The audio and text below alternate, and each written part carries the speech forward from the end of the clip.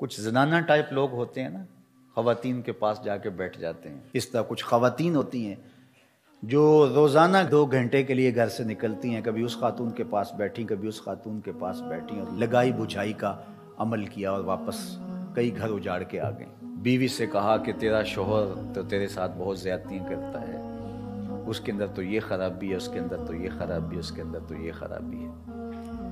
تو اس طرح میاں اور بیوی کے درمیان نزاع کھڑا ہو گیا. اگر ان کی زندگی گزرے بھی تو تلخ گزرے گی، نہیں تو طلاق پر نتیجہ پہنچے گا. اور طلاق جب ہوتی ہے اللہ کا عرش بھی کانپ اٹھتا ہے. یہ کوئی چھوٹی بات نہیں ہے. شیطان پانی کے اوپر تخت بچھا کے بیٹھ جاتا ہے اور اپنے چیلوں چانٹوں کو بھیجتا ہے کہ جاؤ ابن آدم میں بدکاریاں پھیلاؤ. کوئی کہتا ہے میں چوری کروا کے آیا ہوں، کہتا واہ واہ بڑا اچھا کام کیا تم نے. کوئی کہتا ہے میں ڈاکہ زنی کی ترغیب دی فلاں شخص کو اور اس نے ڈاکہ کیا، وہ رہزنی کے کام پہ لگ گیا، کہتا تم نے بہت اچھا کام کیا. ایک کہتا ہے کہ میں یہ کیا، میں نے یہ کیا. وہ سب کو داد و تحسین سے نوازتا ہے. لیکن ایک شخص آتا ہے کہتا ہے کہ میں میاں بیوی کے درمیان اختلاف کھڑے کیے اور آج طلاق واقع ہو گئی. تو شیطان اٹھ کے کھڑا ہو جاتا ہے اور باہوں میں سمیٹ لیتا ہے، کہتا ہے کام تو نے کیا ہے. تو میرے اور آپ کے آقا و مولا حضور ختمی المرتبت صلی اللہ علیہ وآلہ وسلم نے ارشاد فرمایا لیس منا من خبب امرأة علی زوجہا ولیس منا من خبب عبدا علی سیدہ. جس نے بیوی کو شوہر کے خلاف ابھارا یا غلام کو آقا کے خلاف کیا، فرمایا ہمارے ساتھ اس کا کوئی تعلق نہیں ہے. بیوی کو جا کے شوہر سے بدزن کرنے کی کوشش کی، فرمایا ہمارے ساتھ اس کا کوئی تعلق نہیں ہے. میرا دین چغل خوری کا دین نہیں ہے، میرا دین محبت پھیلانے کا دین ہے. اسی طرح غلام کو آقا کے خلاف کرے، ملازم کو اس کے باس کے خلاف کر دے. کئی لوگوں کا عجیب رنگ ڈھنگ ہوتا ہے کہ وہ جا کے بدکاریاں ہی کریں گے اور ملازم کو اس کے باس کے خلاف کر دیں گے. نتیجہ کیا ہوگا کہ وہ یا تو پھر خائن بن جائے گا، یا پھر بدزنی اس حد تک بڑھے گی کہ وہ اس ملازمت سے نکال دیا جائے گا. اور یہ اس کو ملازمت متبادل دینے والا نہیں ہے.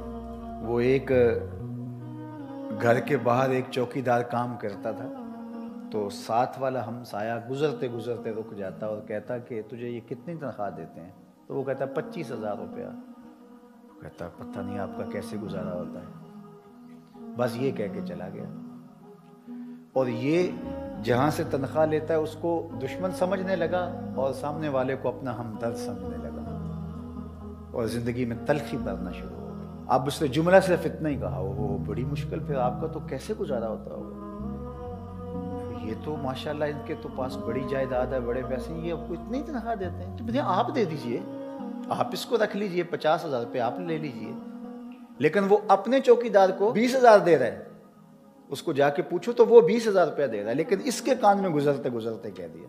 تو آج اس معاشرت کے اندر تشدد، افتراق، ایک دوسرے کے خلاف نفرت پھیلانا، یہ ایک مشغلہ بن گیا ہوا ہے. خاندانوں کے اندر ایسے لوگ ہوتے ہیں، کچھ مرد ہوتے ہیں، کچھ خواتین ہوتی ہیں، جن کا کام ہی تفریق کی بدکاری کرنا ہے. اسی طرح کاروبار کے اندر بھی ایسے لوگ ہوتے ہیں جن کا کام تفریق کرنا ہے، بدکاری کرنا ہے، اور وہ لوگوں کو ایک دوسرے سے دور کرتے رہتے ہیں.